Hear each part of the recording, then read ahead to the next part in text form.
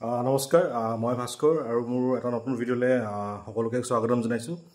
তো কেইটামান ইম্পৰ্টেণ্ট কথা ক'ব ওলাইছোঁ। তো যোনকেইটা আমাৰ এক্সপিৰিয়েঞ্চবিলাকৰ লগত হৈ আছে, যোনে এক্সাম দিব ওলাইছে। তো ফাৰ্ষ্ট কথাটো হৈছে কি আমি বেছি বেলেগৰ ওপৰত ডিপেণ্ডেণ্ট হৈ গৈছোঁ, ঠিক আছে।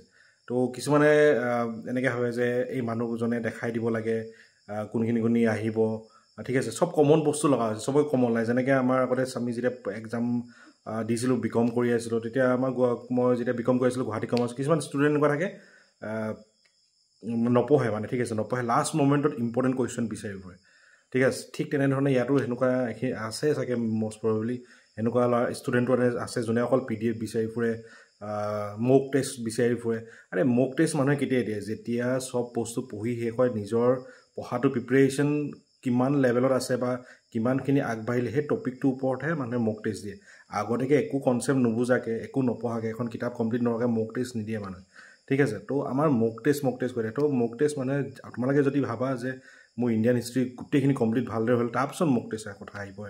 তো আগতীয়াকৈ মক টেষ্ট দি লাভ নাই, ঠিক আছে। আজি মক টেষ্ট দিবা, কাইলৈ পঢ়িলে আকৌ পাহৰি যাব, ঠিক আছে। কাৰণ হিষ্ট্ৰী বস্তুটো হয় কি, সদায় ষ্টৰী ৱাইজ মনত ৰাখিব লাগিব, ঠিক আছে, যে এইটো ঘটনাৰ পিছত এইটো কানেক্ট কৰিব লাগিব, ঠিক আছে।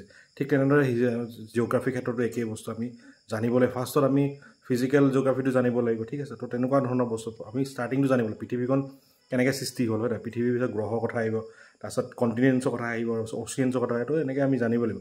তাৰপিছত আমি মাউণ্টেইনছৰ কথা পঢ়িম। তো তেনেকৈ চব বস্তু চিৰিয়েলি পঢ়িব লাগিব, তেতিয়া তোমালোকে মনত ৰাখিবলৈ ভাল হয়, ঠিক আছে। তো সেইটো এটা হৈছে। আৰু বেছি আমি ভিডিঅ'বিলাক বেছি চোৱা হৈছে, ঠিক আছে। মানে কোনোবাই কিবা এটা দিলে একেখিনি বস্তুৱে বেলেগ বেলেগ মানুহে দি থাকে। তো সেই বস্তুবিলাক আমি প্ৰত্যেকজনৰ ভিডিঅ' চাইছে আমাৰ নিজক কনফিউজন কৰা হৈছে। তো মই সেইকাৰণে সকলোকে ৰিকুৱেষ্ট কৰিম কি তোমালোকে নিজে পঢ়া, ঠিক আছে। বেলেগৰ ওপৰত ডিপেণ্ডেণ্ট হ'ব লাগে। কাৰোবাক কিবা এটা হেল্প লাগে, গাইড কৰা মানুহ থাকিবও পাৰে তোমালোকে সেইজন লগতে বস্তুবিলাক ডিছকাছ কৰিবা যে কোনটো পঢ়িলে কেনেকৈ পঢ়িব লাগে, সেইটো ডিছকাছ কৰা। কিন্তু বেছিকৈ কাৰোবাৰ ওপৰত ডিপেণ্ডেণ্ট হৈ নাযাওঁ, মই সেইটো ক'ব বিচাৰিছোঁ। চ' নিজৰ পঢ়াটো সদায় নিজে মেইনটেইন কৰিব লাগিব। আৰু বেলেগক বিট কৰিব হ'লে বা বেলেগক হৰুৱাব হ'লে তেতিয়াহ'লে তোমালোকে কি কৰিব লাগিব, তেতিয়াহ'লে তোমালোকে এক্সট্ৰা নলেজ গেইন কৰিব লাগিব। তাৰ কাৰণে মই সদায় কওঁ যে ভালদৰে কিতাপবিলাক পঢ়িবা। আৰু কাৰেণ্ট এফেয়াৰ্ছৰ কাৰণে ইমান মাথা মাৰিব নালাগে, কাৰেণ্ট এফেয়াৰ্ছ ইমান নাহে আমাৰ আছাম গভৰ্ণমেণ্টৰ এক্সামত, ঠিক আছে। তো ডেইলি নিউজ পেপাৰখন চালেই যথেষ্ট, ঠিক আছে। সদায় সেইকাৰণে আকৌ নিউজ পেপাৰখন সদায় চোৱা কৰিবা। তো সেইখিনি। আৰু বেছি পেনপেনীয়া নহ'বা, ঠিক আছে। মানুহবিলাক আজিকালি বেছি পেনপেনীয়া হয়, তো বেছি পেনপেনীয়া হ'ব নালাগে। যি আছে মানে ভাগ্যত যি আছে সেইটো হ'বই, কোনো ৰখাব নোৱাৰে। তো পৰীক্ষা নাই হোৱা, কি ইমান দিন হৈ গ'ল ফৰ্ম ফিল আপ হোৱা, তো আজিলৈ এইবিলাক ভাবি লাভ নাই, ঠিক আছে। ভাবি থাকিলে কি হ'ব, অলপ পঢ়াটো নহয়, ঠিক আছে। আজি নিজেই ভাবা, তোমালোকৰ চাগে মষ্ট প্ৰবেবলি নৱেম্বৰ ডিচেম্বৰ মানতে ফৰ্ম ফিল আপ হ'ল, আজি প্ৰায় 6-7 মাহ পাৰ হৈ গ'ল। তো 6-7 মাহত তোমালোকে কিমান প্ৰগ্ৰেছ কৰিলে সেইটো চোৱা, ঠিক আছে। পৰীক্ষাটো হ'বই, সেইটো কোনো আজি পটকেনে কাইলৈ পঢ়িলে এডমিট দি দিওঁ, তাৰপিছত চাবা তোমালোকৰ একো কমপ্লিটেড হোৱা নাই। তো বেছি পেনপেনীয়া নহ'বা,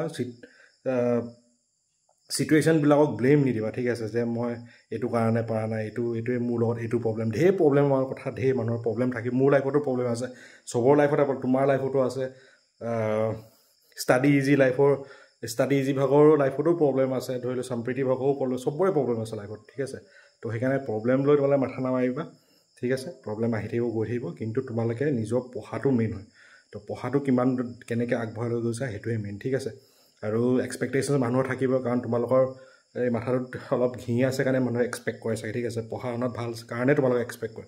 তো আজি যদি তোমালোকে বেয়া হ'লাহেঁতেন পঢ়া, তোমালোকে মদ ভাং চিগাৰেট খাই যদি পঢ়ি থাকিলাহেঁতেন ৰাস্তাই ঘাটে বা ঘূৰি ফুৰিলা লাফাংগা হয়, তেতিয়া কোনো এক্সপেক্ট নকৰিলে। আৰু তোমালোকৰ সেই বস্তুখিনি আছে কাৰণে মানুহে এক্সপেক্টেশ্যন কৰে, আৰু মানুহৰ এক্সপেক্টেশ্যন আছে কাৰণে তোমালোকে পঢ়ি আছা, ঠিক আছে। বাকীবিলাকে এনেই টাইম ৱেষ্ট কৰি আছে, ঠিক আছে। তো এইখিনিয়ে আছিল। তো নিজৰ ওপৰত সদায় এটা চেল্ফ বিলিভ ৰাখা।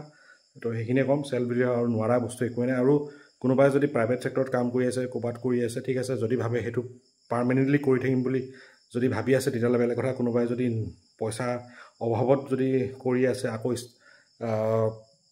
হেৰিৰ কাৰণে গভৰ্ণমেণ্ট এক্সামৰ কাৰণেও লাগি আছে, মই এটা কথা কওঁ, তোমালোকে প্ৰাইভেট চাকৰি কৰি পেলাই গভৰ্ণমেণ্ট এক্সাম ক্লিয়াৰ কৰাটো বহুত ডিফিকাল্ট কাম হয়, তাত বহুত প্ৰেছাৰ থাকে। তো সেইকাৰণে এতিয়াও সময় আছে। যদি তোমালোকৰ সেইটো পাৰ্মানেণ্ট চলিউশ্যন নহয়, তেতিয়াহ'লে তোমালোকে সেইটো জব কুইট কৰি পেলাই তোমালোকে গভৰ্ণমেণ্ট চাকৰিৰ কাৰণে লাগি যোৱা, ঠিক আছে। তো সেইখিনি আছিলে আজি ভিডিঅ'টোত মই ক'লোঁ। আৰু চ'ৰ্চ লিমিটেড ৰাখা, পঢ়ি থকা এইখিনি বস্তু বাৰে। তো সেইখিনি বস্তু পাই কুৱেশ্যন আহিব, আৰু ইমান ভয় কৰিবলগীয়া একো নাই। যি হয় এইটো দেখা যাব আৰু তো তাকে কৈ ইয়াতে ভিডিঅ'টো সমাপ্ত কৰিলোঁ ধন্যবাদ